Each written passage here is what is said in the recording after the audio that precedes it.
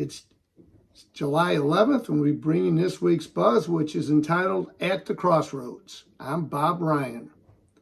When any team reaches the midway point of the season, they're at the crossroads of their season. Will their team get better, hold on to their current pace, drop, or fade into the second half? Take a look at the crossroads for some teams presently. In the crossroads of the Indianapolis 500, the leader at the halfway point, that's lap 100, has gone on to win just 41 times out of the 103 times they've been in first place in that situation, according to the Indianapolis Motor Speedway. That represents 39.8% of the time. Another crossroads of the MLB season's halfway point, who's ever in top at that point has won the World Series 30 to 40% of the time. This means that on the average, team leading at the All-Star break with the most wins has won the World Series roughly once every 2.5 to 3.3 seasons. Mason Wynn reaches a crossroads when he's on base. Wynn has stolen 4 bases in 2025, but has been thrown out 5 times. 4 for 9. Is it worth a trying to send him? That's the Cardinals' decision. It's his job and the Cardinals to make their decision on this crossroads and make him successful. Missouri U is at a crossroad with its football scheduling. Mizzou's decided to go heavy, real heavy, on the home games in 2025 with 8 home games, including the first 6 of the year. That heavy home schedule includes several cupcakes like every major football team faces. From my view, it really doesn't prepare the coach or the team for the pressure-packed games later on in the season against top-flight opponents that come in the SEC by playing these soft, overmatched teams that are basically coming to collect a big paycheck and go back home. Sure, it's good to pile up the wins and guarantee a bowl bid, but what about preparing the team for a top-flight opponent or a run for the conference championship? You can't simulate the speed or the skill of a top-flight opponent in practice or against overmatched teams. It just doesn't work. Further, Mizzou doesn't have its first road game until Game 7.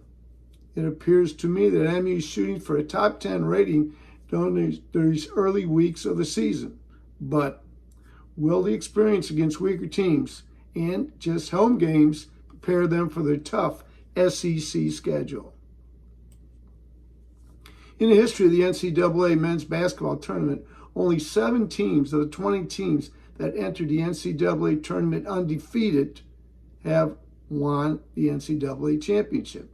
Those undefeated teams were San Francisco in 1956, North Carolina in 1957, UCLA in 64, 67, 72, and 73, and in 75, 64, 65. They've been there so many times in a row that they've won NCAA titles in 64, 65, 67, 68, 69, 70, 71, 72, 73, and 75. All of those under head coach John Wooden. And he won it in a variety of ways. In his first few NCAA titles, he did it by having a pressing team with quick, outstanding guards that led them to many turnovers and easy scores. That was in the early days of whole court pressing for the whole game. Then later on, he had some great post players. You might remember Bill Walton. He was one of them that led the Bruins to those NCAA titles. Talk about a coach adapting. Boy, you can't beat that. For all those who are too young to have seen the games, Wooden sat on his chair throughout the entire game.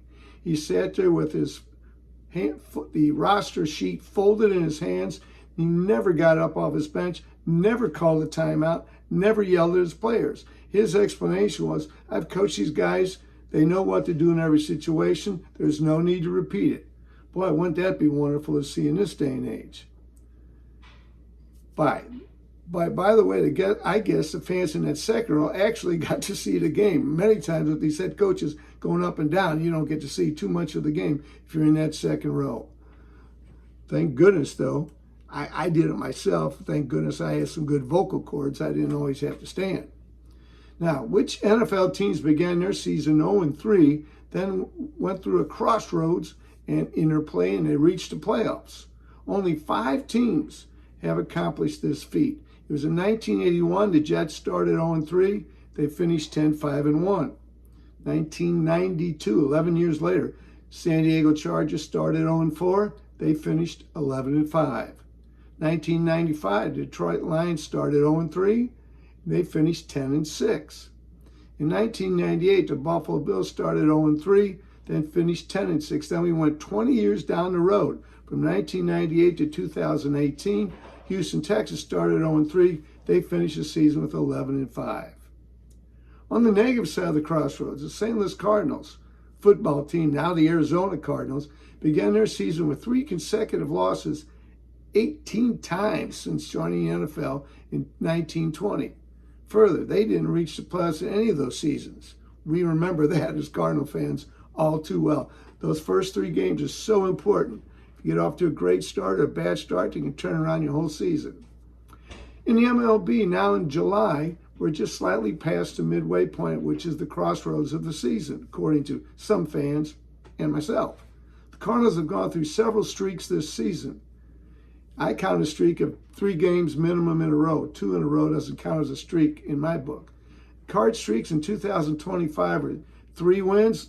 Then they had a 4-loss streak, a 5-loss streak, 3 wins twice in a row, not back-to-back, but twice in a row, 6 losses, 5 wins, 3 wins, and 4 losses. Now, there are other games in between these streaks I've given you. So that's 31 of the 48 wins have come in these winning streaks.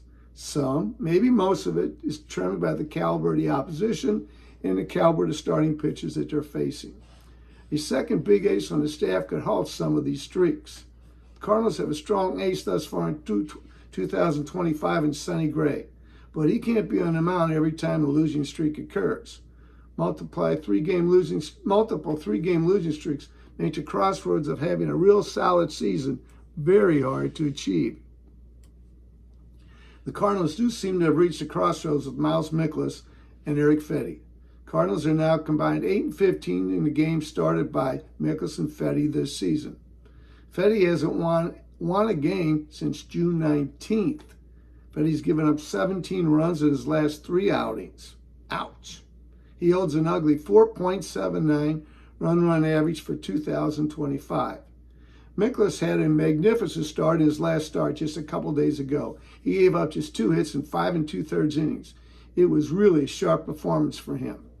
Prior to that, though, he'd given up 14 runs in his 2 starts prior to this last one.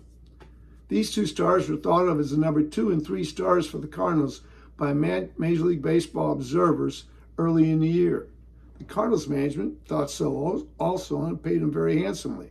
According to BetMGM and SpotRack.com, the Cardinals signed Mikolas to a $17.7 million salary for 2025 and Fedde to a $7.5 million salary. That $25 million expense for a pair of starters is close to 19% of the total team salary. Boy, they have to produce. On the other side of the mound, I must admit that Sonny Gray has been a terrific ace for the Redbirds thus far in 2025. He currently holds a 9-3 record with 113 strikeouts in 105 innings. He's the ace by far for the Cardinals in 2025. We'll expect the same for Gray in 2026 when his salary jumps up to $35 million. Will that drive the Cardinals to trading him to a contender this year or over the winter with that high salary price? We hope not. Hoping to make the crossroads to the MLB sooner, 3 of the Cardinals' top pitching prospects. Ranked number 2 by the Cardinals is right-hand pitcher Quinn Matthews. Number 3 is right-hand pitcher Tink Hence. And number 6, left-handed pitcher Cooper Herpy. Herpy's been up with the Cardinals already this year. I have to tell you, from my own personal view, he's got a very funny release of the ball. I don't think he's ever going to make the major leagues with that arm angle, but that's just my view. The number 11 prospect's Michael McGreevy. He has shined the most on the mound. He's been brought up 2 or 3 times for a spot start, and he's been very, very sharp in each of those starts. So I'm wondering, why are they waiting? Bring the guy up. Time to think about crossroads of other sports seasons. Shortly, the St. Louis U women's soccer team will open their 2025 season. And if you've forgotten, the 2024 SLU women's team, which finished 15-2-6, reached the NCAA tournament semifinal round game. A win would have put them in the championship. It was a tight, exciting game, but a disappointing game for the Lady Billikens, who fell to University of Southern California 4-3 in overtime. What a game. Whenever you reach the national semifinals, it's been a good year. The SLU team this year is shooting to go one game further to reach the championship game. And it's time to dribble over the Crossroads to Mizzou men's basketball. Tigers have completed their 25-26 schedule, and it's an upgrade. 19 of their 31 game schedules against teams that made the NCAA tournament last year, and 9 are home games. There are a couple cupcakes, like every school has, on their schedule, but that's how it's played this year. You have a couple cupcakes and you try to get a variety, different level of good winning teams on your schedule. A pair of neutral site rivalry non-conference games, the Border War game against Kansas will be at Kansas City this year, and the bragging rights game against St. Louis, it will be in St. Louis against Illinois on December 22nd. Both of them are very attractive non-league opponents. Hope you go out and see them. Both border our state, and both are generally very good, solid teams. Both teams border Missouri, so home pride emotion takes a place on a lot of those games. 24-25 season, Tigers defeated 3 top 5 schools in the same year for the first time since 1988-89 season, while earning their second bid in 3 years to the NCAA tournament. Somehow, MLB players reach a crossroads in their career. They become better for some reason, or they start to sag. A classic case is former Cardinal Carson Kelly.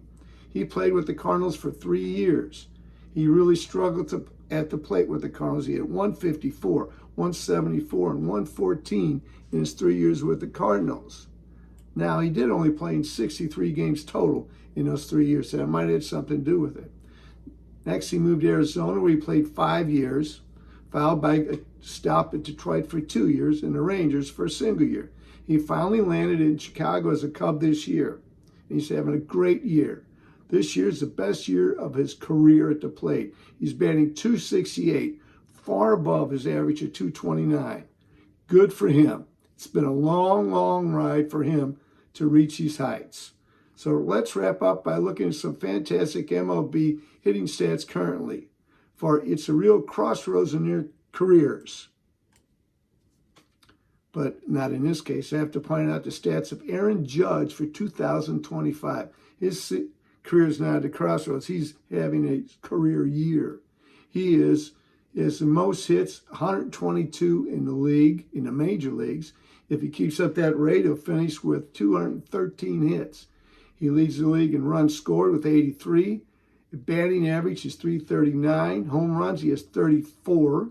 He's third in walks, first in on-base percentage with .463. .463 is 46% of the time he's getting on base one way or the other. Slugging percentage is .729. He's first in the league, first in OPS with 1.192. Wow. Any doubt about who the American League MVP is going to be? I don't think so. The MLB has passed their crossroads with respect to the electronic balls and strikes. Surprisingly to me, it'll be used for the first time in 2025 All-Star Game. Seems kind of strange to me, doing your experimental game in front of one of your biggest audiences of the year, but that's what they chose to do. Surely there would be some kind of kinks in this first-time process. I'm wondering why they don't first time use a regular season game for a few games. Oh well, it is a step forward. And with that box, remember, the ball just has to touch any line of that box to be a strike. It doesn't have to be inside the strike zone box that you now see electronically. Any touching of that line makes it a strike. Well, thanks for your time of listening to the Buzz Crossroads. Your thoughts are always invited. You don't have to comment on every topic. You want to comment on one or two of them. Agree, disagree, that's fine. Send it via email, rjryans@charter.net, or on my Facebook page. Thanks for watching. Bob Ryan, saying so long.